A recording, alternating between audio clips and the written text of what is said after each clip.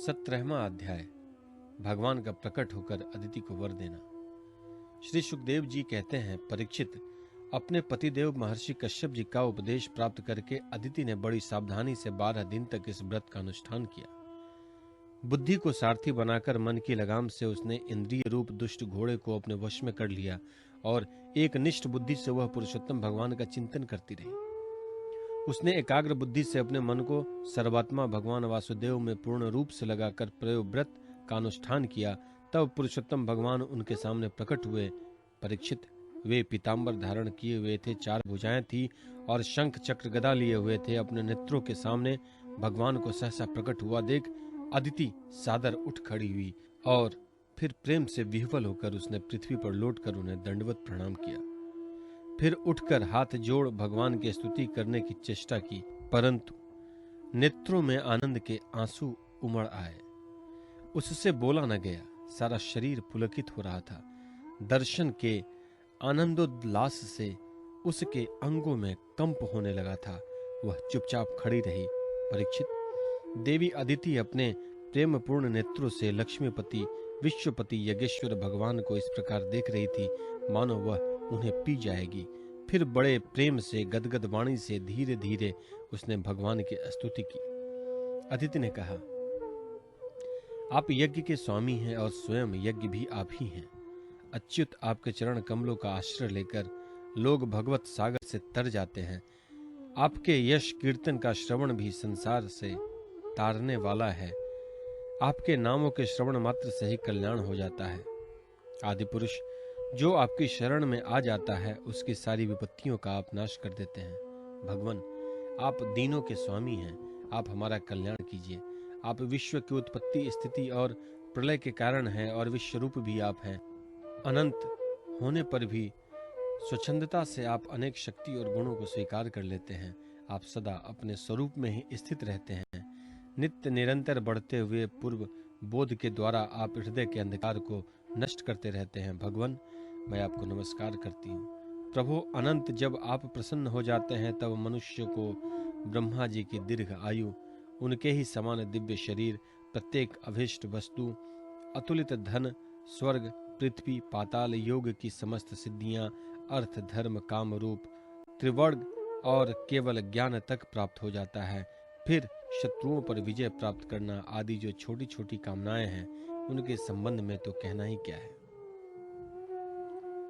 श्री सुखदेव जी कहते हैं, परीक्षित, जब अदिति ने इस प्रकार कमल नयन भगवान की स्तुति की तब समस्त प्राणियों के हृदय में रहकर उनकी गतिविधि जानने वाले भगवान ने यह बात कही। श्री भगवान ने कहा, देवताओं की जननी अदिति, तुम्हारी चिरकालीन अभिलाषा को मैं जानता हूँ।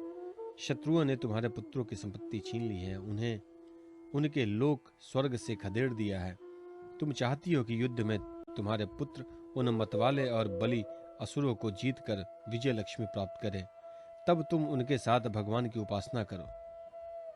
तुम्हारी इच्छा यह भी है कि तुम्हारे इंद्रादि पुत्र जब शत्रुओं को मार डालें तब तुम उनकी रोती हुई दुखी स्त्रियों को अपनी आंखों देख सको।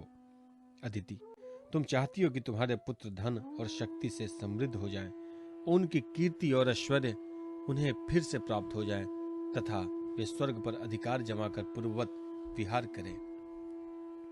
परंतु देवी, वे असुर सेनापति इस समय जीते नहीं जा सकते, ऐसा मेरा निश्चय है, क्योंकि ईश्वर और ब्राह्मण इस समय उनके अनुकूल हैं। इस समय उनके साथ यदि लड़ाई छेड़ी जाएगी तो उससे सुख मिलने की आशा नहीं है। फिर भी देवी, तुम्हारे इस व्रत के अनुष्ठान से मैं बहुत प्रसन्न हूँ, इसलिए मुझे इस संबंध में कोई न कोई उपाय सोचना ही पड़ेगा, क्योंकि मेरी आराधना व्यर्थ तो होनी नहीं चाहिए। उससे श्रद्धा के अनुसार फल अवश्य मिलता है। तुमने अपने पुत्रों की रक्षा के लिए ही विधिपूर्वक पयोव्रत से मेरी पूजा एवं स्तुति की है।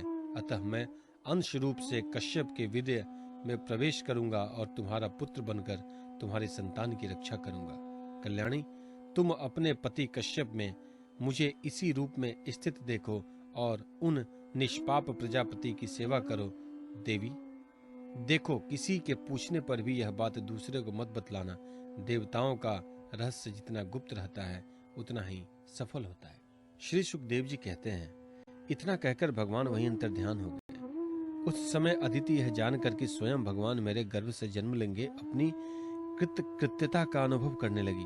भला यह कितनी दुर्लभ बात है। वह बड़े प्रेम से अपने पतिदेव कश्यप की सेवा करने लगी।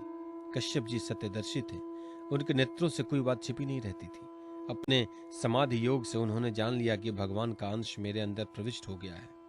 जैसे वायु काठ में अग्नि का आधान करती है, वैसे ही कश्यप जी ने समाहित चित्त से अपनी तपस्या के द्वारा चिर संचित वीर्य का अदिति में आधान किया।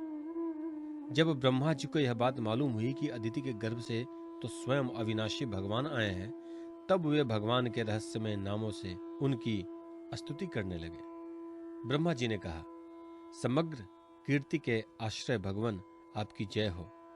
अनंत शक्तियों के अनुष्ठान आपके चरणों में नमस्कार है। ब्राह्मण देव त्रिगुणों के नियामक आपके चरणों में मेरे बार बार प्रणाम है। कृष्ण के पुत्र रूप में उत्पन्न होने वाले, वेदों के समस्त ज्ञान को अपने अंदर रखने वाले प्रभु, वास्तव में आप ही सबके विधाता हैं।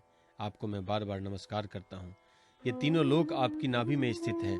तीनों लोकों से परे वैकुंठ में आप निवास करते हैं। जीवों के अंतःकरण में आप सर्वदा विराजमान रहते हैं। ऐसी सर्वव्यापक विष्णु को मैं नमस्कार करता हूँ।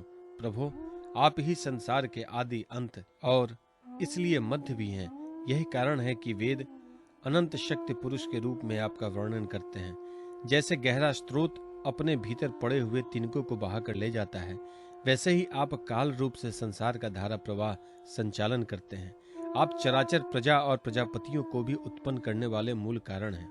देवाधिदेव, जैसे जल में डूबते हुए के लिए नौका ही सहारा है, वैसे ही स्वर्ग से भगाए हुए देवताओं के लिए एकमात्र आप ही आश्रय हैं।